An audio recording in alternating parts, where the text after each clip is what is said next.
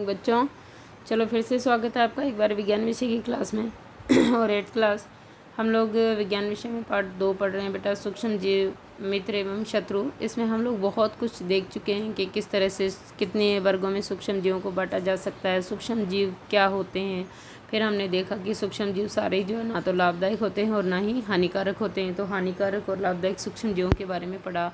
अब हम लोग नुकसानदायक या हार्मफुल सूक्ष्म जीवों के बारे में पढ़ रहे हैं कि सूक्ष्म जीव किस तरह से हमारे शत्रु होते हैं, किस तरह से वो स्पॉइल करते हैं खाने को, वो हम लोग सब पढ़ चुके हैं। अब ये देखा कि सूक्ष्म जीव जब हमारे खाने को क्या करते हैं, स्पॉइल करते हैं, बर्बाद करते हैं, फूड पॉइजनिंग या खाद्य विषाक्तता का कारण बनते हैं, तो हम लोग किस तरह से उसकी रक्षा कर सकते हैं, यानी फूड प्रिजर्वेशन या भोजन का जो परिरक्षण है वो पढ़ रहे हैं हम लोग। पहला जो टॉपिक था इसके अंदर हमने देखा था कि रसायनों के द्वारा जो है परिरक्षण, तो ये नमक वगैरह, चीनी, ये सब रसायन, इनके द्वारा परिरक्षण हम लोग पढ़ रहे हैं। खाद्य परिरक्षण के घर में बने हुए भोजन को या कच्चे भोजन को हम किस प्रकार सूक्ष्म जीवों से बचा कर रख सकते हैं।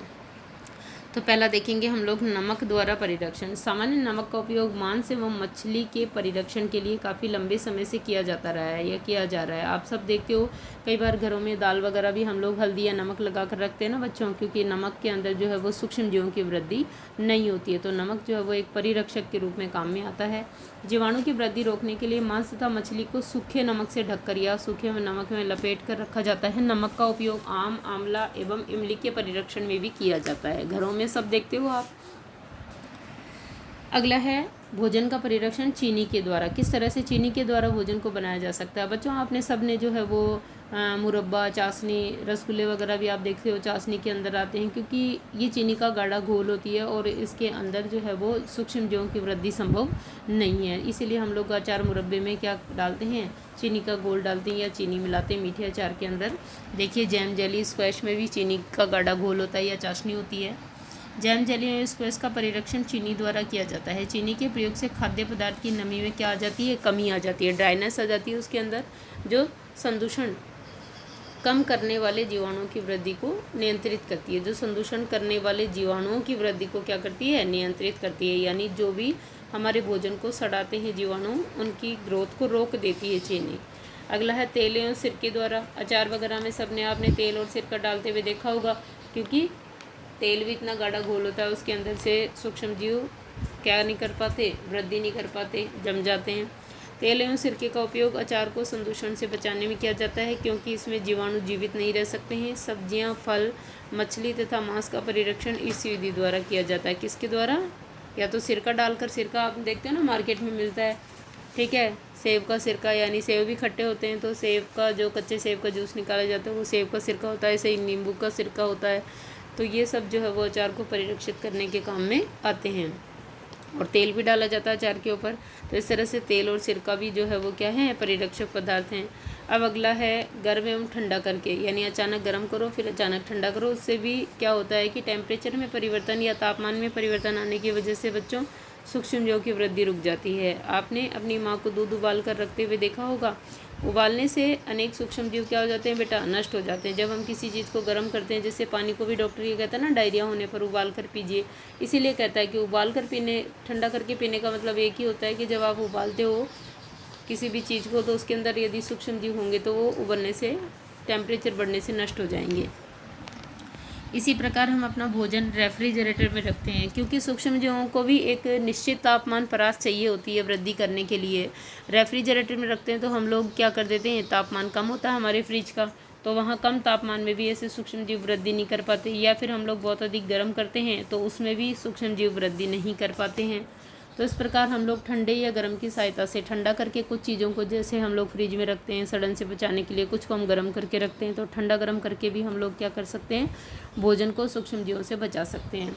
इसी प्रकार हम अपना भोजन रेफ्रिजरेटर या फ्रिज में रखते हैं, क्योंकि कम तापमान सूक्ष्म जीवों की वृद्धि को रोकता है। अब बूझो क्या कह रहा है, थैलियों में आने वाला दूध संदूषित क्यों नहीं होता। बूझो जानना चाह रहा है कि जो पैकेट बंद दूध आता है वो संदूषित क्यों नहीं होता। मेरी माँ ने बताया कि यह दूध पाश्चीकृत है। पाश्चीकरण क्या होता है ना, अब पाश्चुरीकरण क्या होता है बूझो जानना चाहता है। जो दूध आता है ना डेयरी से आपके पास, वो पाश्चुरीकृत, उस पर रैपर पे उसकी जो थैली है उसके ऊपर पाश्चुरीकृत मिल्क लिखा होगा, आप देखना पढ़ना।